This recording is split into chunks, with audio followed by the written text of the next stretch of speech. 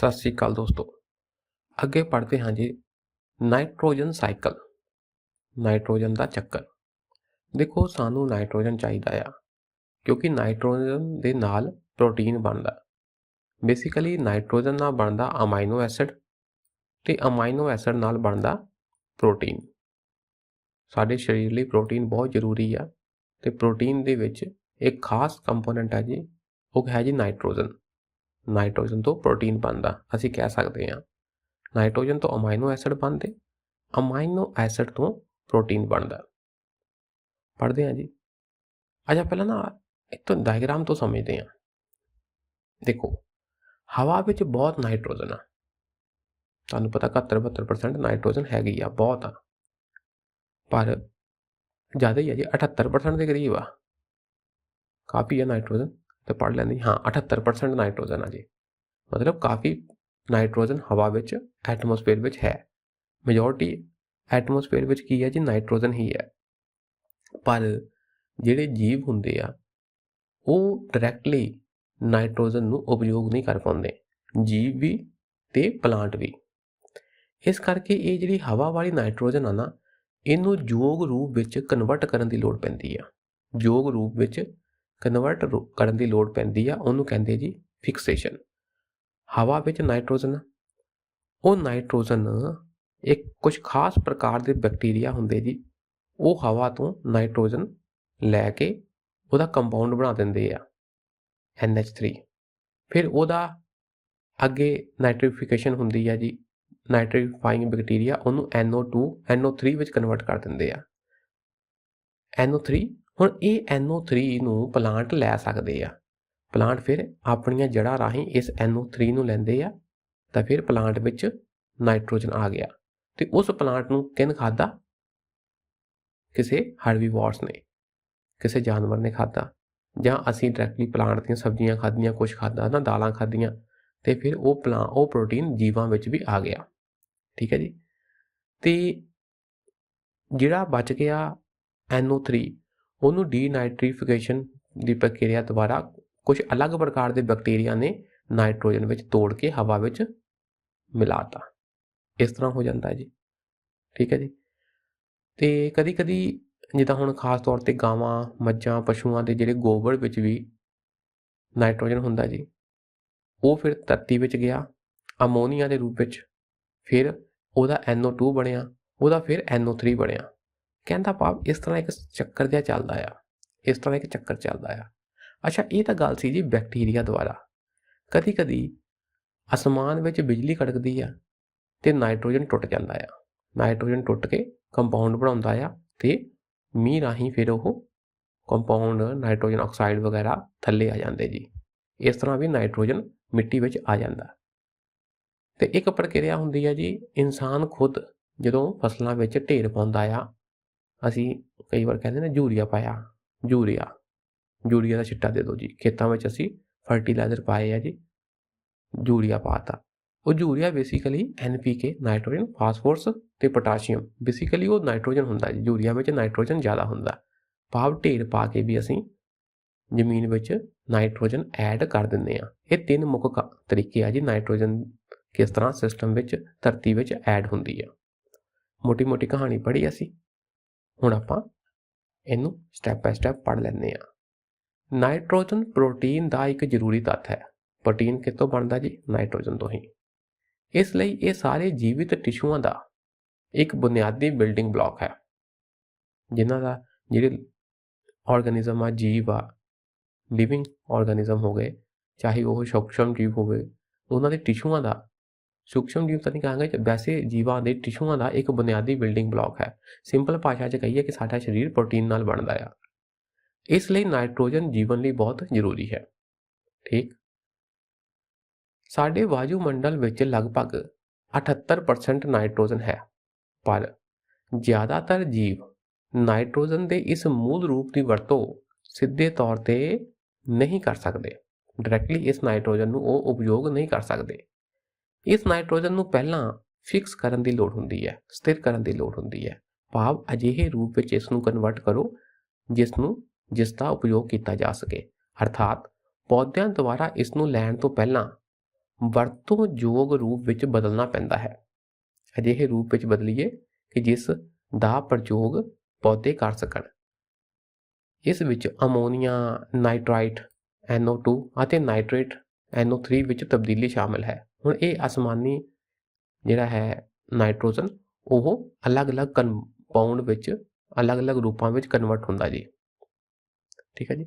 ਤਾਂ ਫਿਰ NO3 ਨੂੰ ਯੂਜ਼ ਕੀਤਾ ਜਾ ਸਕਦਾ ਹੈ ਜੀ ਪੌਦਿਆਂ ਦੁਆਰਾ। ਦੇਖਦੇ ਹਾਂ ਜੀ। ਧਰਤੀ ਤੇ ਨਾਈਟ੍ਰੋਜਨ ਫਿਕਸੇਸ਼ਨ ਵੱਖ-ਵੱਖ ਤਰੀਕਿਆਂ ਨਾਲ ਕੀਤੀ ਜਾਂਦੀ ਹੈ। ਕਿਹੜੇ-ਕਿਹੜੇ ਤਰੀਕੇ ਆ ਜੀ? ਆ ਦੇਖੋ। ਪਹਿਲਾ ਹੈ ਜੀ ਸੂਖਸ਼ਮ ਜੀਵਾਣੂਆਂ, ਸੂਖਸ਼ਮ ਜੀਵਾਂ ਦੁਆਰਾ, ਮਤਲਬ ਮਾਈਕਰੋ ਆਰਗੈਨਿਜ਼ਮ ਦੇ ਦੁਆਰਾ। ਇੱਥੇ ਜਿਹੜੇ ਸੂਖਸ਼ਮ ਜੀਵਨ ਆ ਉਹ ਬੈਕਟੀਰੀਆ ਹੋ ਸਕਦੇ ਆ, ਬਲੂ ਗ੍ਰੀਨ ਐਲਗੀ ਹੋ ਸਕਦੀ ਆ। ਉਹ ਵਾਯੂਮੰਡਲ ਦੀ ਨਾਈਟ੍ਰੋਜਨ ਨੂੰ ਫਿਕਸ ਕਰਦੇ ਹਨ।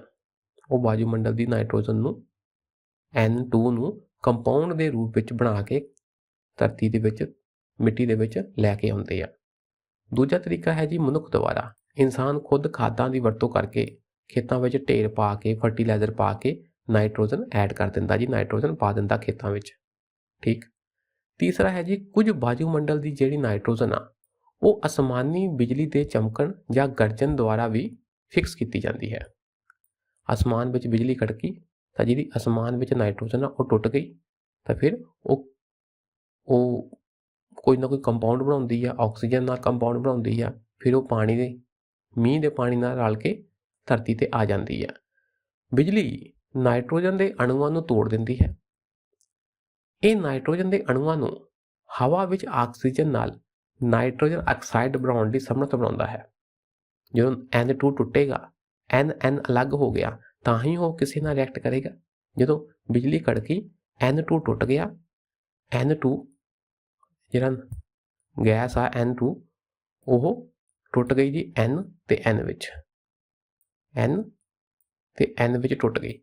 ਹੁਣ ਜੇ ਟੁੱਟੀ ਹੋਈ ਹੈ ਨਾ, ਇਹ ਅਲੱਗ-ਅਲੱਗ ਆਜ਼ਾਦ ਹੋ ਗਈ, ਇਹਦਾ ਰਿਐਕਸ਼ਨ ਜਲਦੀ ਹੁੰਦਾ। ਹੁਣ ਹਵਾ ਵਿੱਚ ਆਕਸੀਜਨ ਆ ਤੇ ਇਹ ਆਕਸੀਜਨ ਨਾਲ ਮਿਲ ਕੇ NO2 ਬਣਾ ਦਿੰਦੀ ਜੀ, ਕੰਪਾਊਂਡ ਬਣਾਤਾ, NO2 ਬਣਾਤਾ ਜੀ। ਠੀਕ ਹੈ ਜੀ। ਓਕੇ। ਤਾਂ ਫਿਰ ਇਹ ਮੀਂਹ ਨਾਲ ਘੁਲ ਕੇ ਇਹ ਨਾਈਟ੍ਰੇਟ ਵਿੱਚ ਬਦਲ ਜਾਂਦਾ ਹੈ। ਫਿਰ ਮੀਂਹ ਦੇ ਨਾਲ ਇਹ ਧਰਤੀ ਤੇ ਪਹੁੰਚਦਾ ਹੈ ਅਤੇ ਮਿੱਟੀ ਵਿੱਚ ਰਲ ਜਾਂਦਾ ਹੈ। ਸਿੰਪਲੀ ਅਸੀਂ ਕਹਿ ਦਈਏ, ਤੁਸੀਂ ਬਹੁਤਾ ਕਨਫਿਊਜ਼ ਨਹੀਂ ਹੋਣਾ। ਅਸਮਾਨੀ ਨਾਈਟ੍ਰੋਜਨ ਬਿਜਲੀ ਦੇ ਕਣਕਣ ਨਾਲ ਉਹਦਾ ਰੂਪ ਬਦਲ ਜਾਂਦਾ ਜੀ, ਤਾਂ ਫਿਰ ਉਹ ਪਾਣੀ ਨਾਲ, ਮੀਂਹ ਨਾਲ ਧਰਤੀ ਤੇ ਆ ਗਈ। ਇਹ ਤਿੰਨ ਤਰੀਕੇ ਮੇਨ ਆ ਜਿਸ ਰਾਹੀਂ ਨਾਈਟ੍ਰੋਜਨ ਫਿਕਸ ਹੁੰਦੀ ਹੈ। ਕੁਝ ਸੂਖਸ਼ਮ ਜੀਵ ਵਾਯੂਮੰਡਲ ਦੀ ਨਾਈਟ੍ਰੋਜਨ ਨੂੰ ਅਮੋਨੀਅਮ ਆਇਨਾਂ ਵਿੱਚ ਫਿਕਸ ਕਰਨ ਦੇ ਸਮਰੱਥ ਹੁੰਦੇ ਹਨ।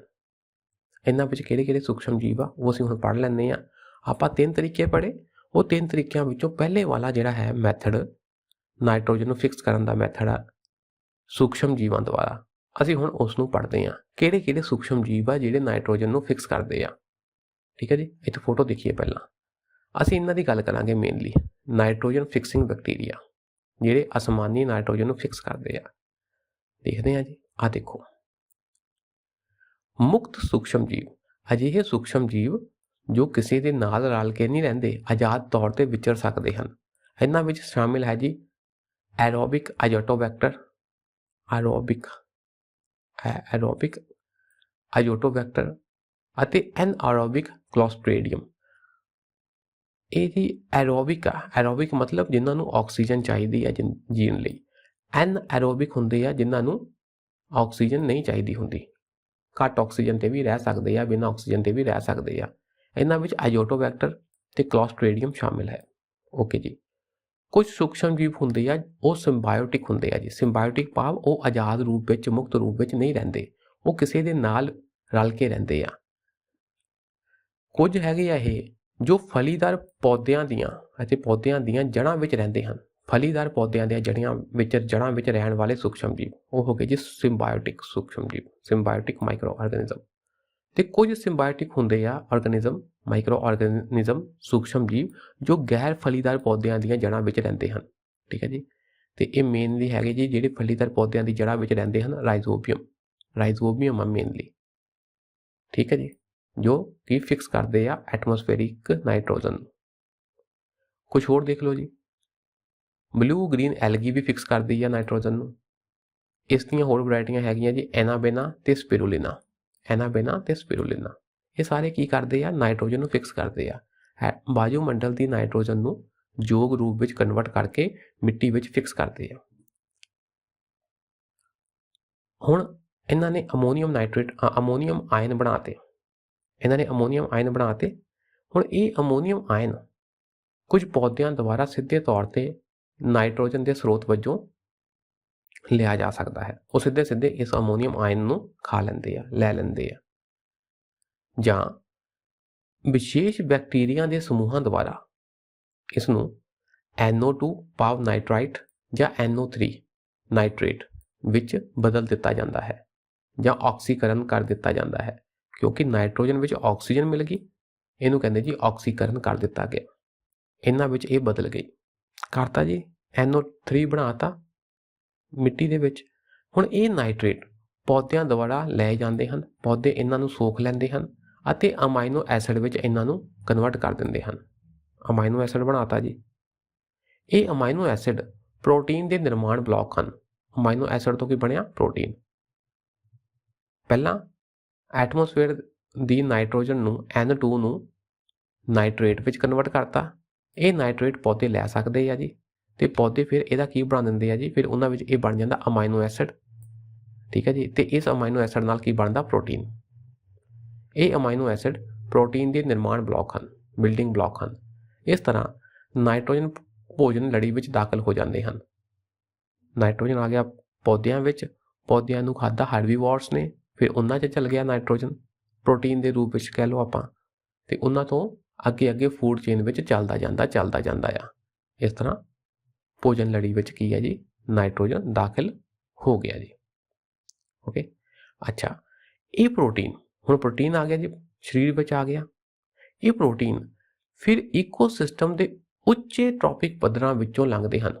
ਮੈਂ ਦੱਸਿਆ ਪੌਦਿਆਂ ਨੂੰ ਖਾਧਾ ਹਰਬੀਵੋਰਸ ਨੂੰ ਖਾਧਾ ਕਾਰਨੀਵੋਰਸ ਨੂੰ ਖਾਧਾ ਟੌਪ ਕਾਰਨੀਵੋਰਸ ਨੇ। ਇਸ ਤਰ੍ਹਾਂ ਇੱਕ ਤੋਂ ਦੂਜੇ ਵਿੱਚ ਪ੍ਰੋਟੀਨ ਦਾ ਟ੍ਰਾਂਸਫਰ ਹੋ ਜਾਂਦਾ। ਫਿਰ ਜਦੋਂ ਜੀਵ ਮਲ ਤਿਆਗਦੇ ਹਨ ਤੇ ਉਹਨਾਂ ਦੀ ਬਾਡੀ ਵਿੱਚ ਨਿਕਾਸ ਦੁਆਰਾ ਜਾਂ ਦੂਜਾ ਤਰੀਕਾ ਕੀ ਆ, ਜਦੋਂ ਜੀਵ ਮਰ ਜਾਂਦੇ ਹਨ ਤੇ ਉਹਨਾਂ ਦੀ ਬਾਡੀ ਵਿੱਚ ਪ੍ਰੋਟੀਨ ਹੁੰਦਾ ਹੈ ਜੀ, ਉਹਨਾਂ ਦੇ ਸਰੀਰ ਦਾ ਬਿਲਡਿੰਗ ਬਲਾਕ ਹੀ ਪ੍ਰੋਟੀਨ ਆ, ਤੇ ਉਹਨਾਂ ਦੀ ਜੀਵਾਂ ਦੀ ਮੌਤ ਤੋਂ ਬਾਅਦ ਕੀ ਹੁੰਦਾ ਜੀ, ਨਾਈਟ੍ਰੋਜਨ ਅਮੋਨੀਆ ਦੇ ਰੂਪ ਵਿੱਚ ਮਿੱਟੀ ਵਿੱਚ ਵਾਪਸ ਆ ਜਾਂਦੀ ਹੈ। ਠੀਕ, ਕੁਝ ਮਿੱਟੀ ਦੇ ਨਾਈਟ੍ਰੇਟ ਜੋ ਕਿ ਪਾਣੀ ਵਿੱਚ ਬਹੁਤ ਜ਼ਿਆਦਾ ਘੁਲਣਸ਼ੀਲ ਹੈਗੇ ਆ, ਜੇ ਪਾਣੀ 'ਚ ਘੁਲ ਜਾਂਦੇ ਆ, ਉਹ ਕੀ ਆ ਜੀ, ਸਤ੍ਹਾ ਦੇ ਉੱਪਰ ਵਹਿ ਕੇ ਪਾਣੀ ਆਇਆ ਤੇ ਮਿੱਟੀ ਵਿੱਚ ਨਾਈਟ੍ਰੇਟ ਸੀ, ਉਹ ਨਾਈਟ੍ਰੇਟ ਪਾਣੀ ਵਿੱਚ ਘੁਲ ਗਿਆ ਤੇ ਪਾਣੀ ਨਾਲ ਬਹਿ ਕੇ ਚਲਾ ਗਿਆ ਜੀ, ਸਿਸਟਮ ਤੋਂ ਦੂਰ ਚਲਾ ਗਿਆ। ਤੇ ਕੁਝ ਗਰਾਊਂਡ ਵਾਟਰ ਦੁਆਰਾ, ਜ਼ਮੀਨੀ ਪਾਣੀ ਦੁਆਰਾ ਬਹਿ ਕੇ ਦੂਰ ਚਲੇ ਜਾਂਦੇ ਆ। ਭਾਵ ਕੁਝ ਨਾਈਟ੍ਰੇਟ ਆ ਜਿਹੜੇ ਉਹ ਸਿਸਟਮ ਦੇ ਵਿੱਚ ਨਹੀਂ ਰਹਿੰਦੇ, ਬਹਿ ਕੇ ਦੂਰ ਚਲੇ ਗਏ। ਇਸ ਤਰ੍ਹਾਂ ਉਹ ਸਿਸਟਮ ਤੋਂ ਗਵਾਚ ਜਾਂਦੇ ਹਨ। ਇਸ ਤਰ੍ਹਾਂ ਵੀ ਹੋ ਜਾਂਦਾ ਹੈ ਜੀ, ਸਿਸਟਮ ਤੋਂ ਦੂਰ ਚਲ ਗਏ। ਓਕੇ, ਮਿੱਟੀ ਦੇ ਨਾਲ ਸਮੁੰਦਰਾਂ ਵਿੱਚ, ਮਿੱਟੀ ਵਿੱਚ ਵੀ ਤੇ ਸਮੁੰਦਰਾਂ ਵਿੱਚ ਵੀ ਵਿਸ਼ੇਸ਼ ਪ੍ਰਕਾਰ ਦੇ ਡੀਨਾਈਟ੍ਰੀਫਾਈਂਗ ਬੈਕਟੀਰੀਆ ਹੁੰਦੇ ਹਨ। ਅਜਿਹੇ ਬੈਕਟੀਰੀਆ ਜੋ ਨਾਈਟ੍ਰੋਜਨ ਦੇ ਕੰਪਾਊਂਡ ਨੂੰ ਤੋੜ ਕੇ ਨਾਈਟ੍ਰੋਜਨ ਨੂੰ ਦੁਬਾਰਾ ਰਿਲੀਜ਼ ਕਰਦੇ ਆ। ਪਹਿਲਾ ਸੀਗਾ ਨਾਈਟ੍ਰੀਫਾਈਂਗ ਬੈਕਟੀਰੀਆ, ਜਿਨ੍ਹਾਂ ਨੇ ਨਾਈਟ੍ਰੋਜਨ ਦੇ ਕੰਪਾਊਂਡ ਬਣਾਤੇ ਤੇ ਕੰਪਾਊਂਡ ਨੂੰ ਤੋੜ ਕੇ ਜਿਹੜੇ ਬੈਕਟੀਰੀਆ ਉਹਨੂੰ ਆਜ਼ਾਦ ਕਰ ਦਿੰਦੇ ਆ ਨਾਈਟ੍ਰੋਜਨ ਨੂੰ, ਉਹਨੂੰ ਕਹਿੰਦੇ ਡੀਨਾਈਟ੍ਰੀਫਾਈਂਗ ਬੈਕਟੀਰੀਆ। ਡੀਨਾਈਟ੍ਰੀਫਿਕੇਸ਼ਨ ਕਰਤੀ, ਉਹਦੀ ਤੋੜਤਾ, ਜਿਵੇਂ ਕਿ ਸੂਡੋਮੋਨਾਸ। ਇਹ ਮਿੱਟੀ ਵਿੱਚ ਵੀ ਹੋ ਸਕਦੇ ਆ, ਸਮੁੰਦਰ ਵਿੱਚ ਵੀ ਹੋ ਸਕਦੇ ਆ। ਤਾਂ ਇਹ ਕੀ ਕਰਦੇ ਆ, ਸੂਡੋਮੋਨਾਸ ਐਗਜ਼ਾਮਪਲ ਆ ਇਹਨਾਂ ਦੀ। ਹੁਣ ਤੁਸੀਂ ਇਹ ਯਾਦ ਰੱਖਣਾ ਕਿ ਸੂਡੋਮੋਨਾਸ ਡੀਨਾਈਟ੍ਰੀਫਾਈਂਗ ਬੈਕਟੀਰੀਆ ਆ। ਉਹ ਨਾਈਟ੍ਰੇਟ ਜਾਂ ਨਾਈਟ੍ਰਾਈਟਸ ਨੂੰ, NO2 ਨੂੰ ਜਾਂ NO3 ਨੂੰ ਮੂਲ ਨਾਈਟ੍ਰੋਜਨ ਵਿੱਚ ਬਦਲਦੇ ਹਨ। ਇਹ ਨਾਈਟ੍ਰੋਜਨ ਫਿਰ ਬਾਅਦ ਵਿੱਚ ਵਾਯੂਮੰਡਲ ਵਿੱਚ ਚਲਾ ਜਾਂਦਾ ਹੈ। ਵਾਯੂਮੰਡਲ ਤੋਂ ਸ਼ੁਰੂ ਹੋਇਆ ਨਾਈਟ੍ਰੋਜਨ ਤੇ ਵਾਯੂਮੰਡਲ ਵਿੱਚ ਚਲਾ ਗਿਆ। ਇਸ ਤਰ੍ਹਾਂ ਜਿਹੜਾ ਨਾਈਟ੍ਰੋਜਨ ਚੱਕਰ ਆ ਉਹ ਕੰਪਲੀਟ ਹੋ ਜਾਂਦਾ ਹੈ, ਪੂਰਾ ਹੋ ਜਾਂਦਾ ਹੈ। ਇਹ ਵੀ ਥੋੜਾ ਟੌਪਿਕ ਔਖਾ ਸੀ ਜੀ, ਤੁਸੀਂ ਥੋੜਾ ਇਹਨੂੰ ਬਾਰ-ਬਾਰ ਸੁਣ ਲੈਣਾ, ਸਮਝ ਲੈਣਾ। ਠੀਕ ਹੈ ਜੀ, ਅੱਜ ਲਈ ਇੰਨਾ ਹੀ। ਸ਼ੁਕਰੀਆ, ਸਤਿ ਸ਼੍ਰੀ ਅਕਾਲ।